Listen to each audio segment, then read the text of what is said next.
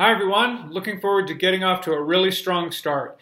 And what better way to do that than look at strengths? Look at your strengths. Look at the strengths of team members that you may be working with. Look at the strengths of your organization and see how they factor into developing sound communication strategy. Because let's face it, your charge is to develop a communication strategy that may work for anyone. It's really about what's going to work for you and your organization that fits well with your brand and your priorities and values and what you're really good at as an organization. I think playing to those strengths plays an enormous factor in an organization's ability to actually be successful at executing and implementing any communication strategy. So the better that you're able to understand what your strengths and values and priorities are, the better you're going to be able to develop a communication strategy that works. Clearly understanding your audience and their strengths and priorities and values is essential as well. But let's start with taking the StrengthsFinder assessment.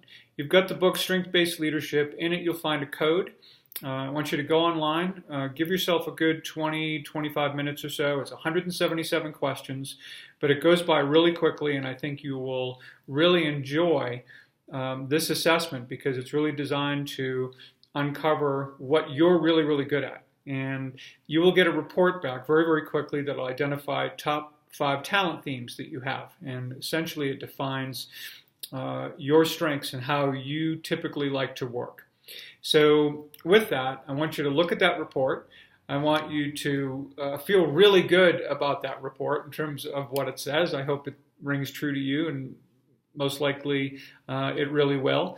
And I want you to post that on the discussion board. And as all of you post your reports on the discussion board, I want you to read as many of your fellow students' reports as possible. I'd like you to comment at least on 2 of them, see what you think about, because you're going to find that some people's strengths are entirely different from yours. It doesn't mean necessarily that one set of strengths is better than another set of strengths. It means that each of you will go about being successful differently, that each of you have different priorities and different ways of working, that the better you can understand one another, the better that you're going to be able to work together. The better you understand the strengths of your organization, the more you're going to be able to leverage those strengths in order to be successful.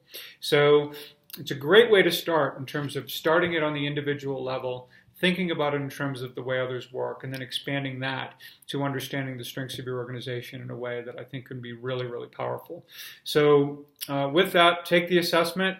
Really look forward to speaking with you about it online and getting into a really good dialogue about how this can factor into how you can take this information and really use it to develop the kind of communication strategies that will work for your organization. So with that, enjoy taking the assessment. Let's get into a really good dialogue with it online, and let's try to squeeze the most we can out of week 1 in terms of understanding how understanding our strengths can play a key role in developing sound communication strategy. Great, thanks.